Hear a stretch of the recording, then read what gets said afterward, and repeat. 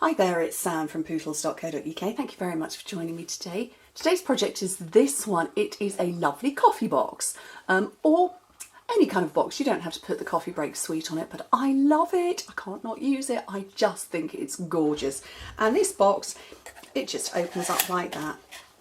Just like that, and you can put your bits in it. So you kind of work round in a circle to close it. So one down, then the next one, and then the next one, and then this final one, you sort of tuck it away. It's a bit like any box you get when you get your Stampin' Art box through the post and it's been very carefully taped across, and then you want to close it up again and you can't. So that's how you do it. It's the same principle. Very cute, love it. No stamping on here whatsoever. It's just about the paper and the decoration. I'm going to show you how to make it. So you need a piece of cardstock that measures 8 by 10.5 inches or 28 by 20 centimetres. So let's cut mine down. So this is soft sky. I went with soft suede before, soft sky this time. So I wanted to cut it down to 8 inches.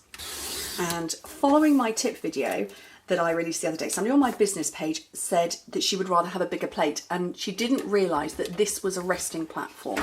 So I just want to show that you can actually rest your cardstock on this bit. Oh, come back. Oh, I thought I had this on autofocus. There we go. So yes, you can actually rest your paper. So there is this butt bar all the way up. I call it a butt bar. It's where you butt your paper up to it. It doesn't go any further. So what did I say? 8 by 10.5 inches. There we go. 28 by 20 centimetres. Like that. Need that again in a minute. So, and I simply scored. So on the long side, score it at every 2.5 inches. So 2.5, 5, 7.5 and 10. And in metric, you're going to score yours at every 6.5 centimetres. So you want 6.5, 13, 19.5, 26. Whiz it round and score it again at 2.5 inches. And then at 6 3/4 of an inch. So in metric, 6.5 and 16 3/4 centimetre. Okay, I'm going to put that out of the way so I don't need that anymore. Grab my bone folder, and I've had small people at my desk recently. My lovely husband was doing a whole load of shredding underneath my desk the other day, and he kept getting paper jammed in the shredder, and he said, oh, can I borrow your pokey thingy? And obviously he clearly meant my piercing tool. And I went, where are they all gone? I had 4, I've now got 2. And my bone folders, I used to have 4 of these, I now have 1. So smallest offspring have been wandering in my office and fiddling with stuff. I don't know where half of it's gone. I genuinely don't. So I'm down to 1 bone folder and 2 piercing tools.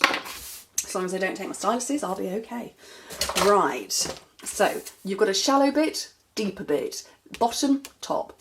The top, you're going to separate all 4 parts so that they are independent of one another. As you can see, they're all independent of one another. You're going to do the same at the bottom and get rid of these little bits, top and bottom.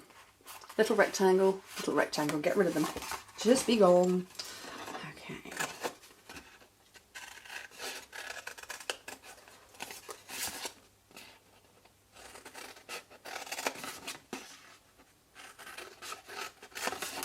So just keep cutting up. And so my box that I made before had the coffee paper on it, and the next one is going to have exactly the same paper, exactly the same pattern from the same pack, and I'm going to see what it looks like over the soft sky, because I kind of tend to go more towards the coffee colours, but I'm interested to see what this pattern is going to look like against this colour. Right, and therefore I need to cut my paper. So I've got my big sheet of paper here, and I want my pieces of paper to be 4 inches tall by 2.25 inches wide, 4 inches by 2.25, which is 9 3/4 centimetres by 6 centimetres.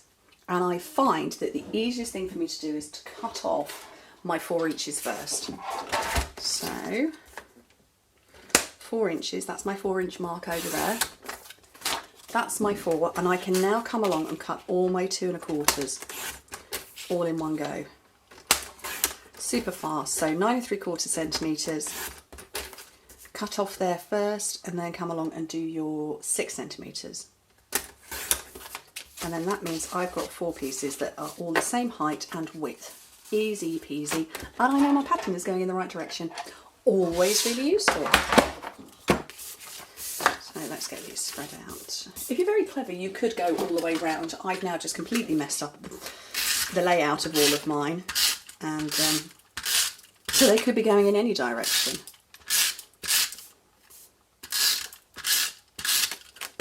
Oops. But I like that one. Very pretty. I like the coffee pot and the mug against the background. Too cute. Oh, look, that one's in the right. That's in the right place. There we go. It's a good start. What's the betting these on? Oh, that one is as well. Maybe I didn't get them all completely messed up in the layout. This is where I find that the 4th one is completely out. Yeah, that was the wrong one. I guess that was meant to go over there. Doesn't matter though. It's paper. It's also handmade. Okay, so I now need some fast views along here. Watch out for Wednesday's tip video. It's all about the glue. And it's my tips for fuse. Right, that's the back. So I'm going to fold in my 2 sides and the back. And I'm going to put my adhesive along here. And fold it up. And then to close, as I said before, you just start working your way around. So 1 in, then 1, and then that one.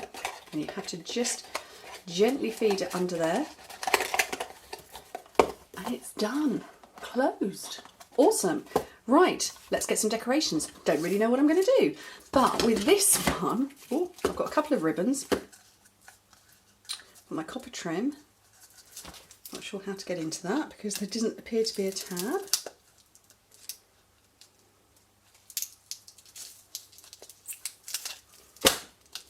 I've got copper trim and I love this stuff, and I've also got garden green this time. So my original one I went with the soft sky and the copper trim. This time I have got garden green. I've also got the strip that I had left over before, and I've also got bits of DSP. So I'm just going to eyeball it. So where do I think I kind of want it to be? About there would be good. That looks about right.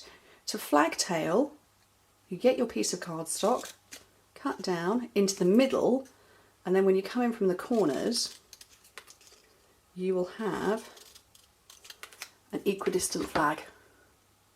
And then this one I want to go thinner, which I did before, so let me just grab my trimmer back. So again, I'm just eyeballing it, and this is the reverse side of that paper.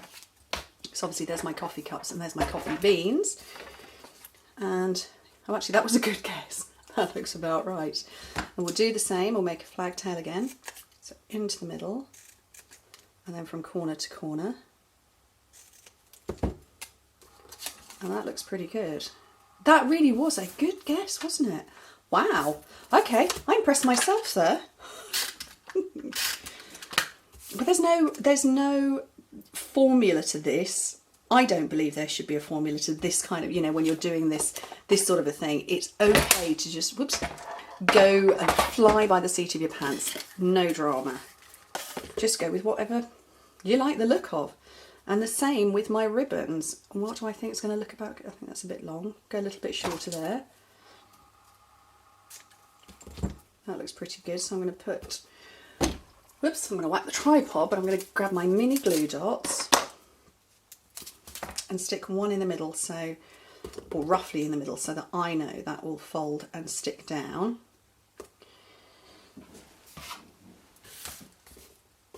I've got my corrugated shapes. Oh, I might put a heart on this one. I'm not sure that the heart's going to be big enough. We'll have a heart out anyway because I like them and I think they're pretty.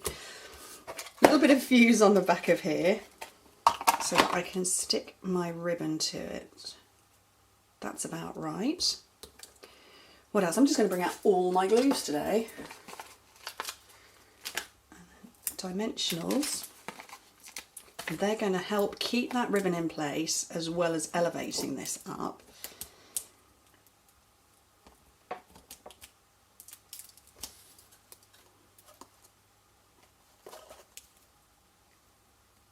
That's about right there. We're going to have some fuse on there. What do we reckon there? That looks pretty good. And then I'm going to put a heart on this. I'm going to put a heart on, and I'm not going to put the copper trim, and I'm going to put my heart the wrong way round. So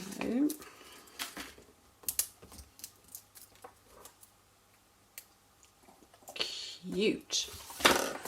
I like that. So let's bring those all round again. See, I've gone back the other way this time.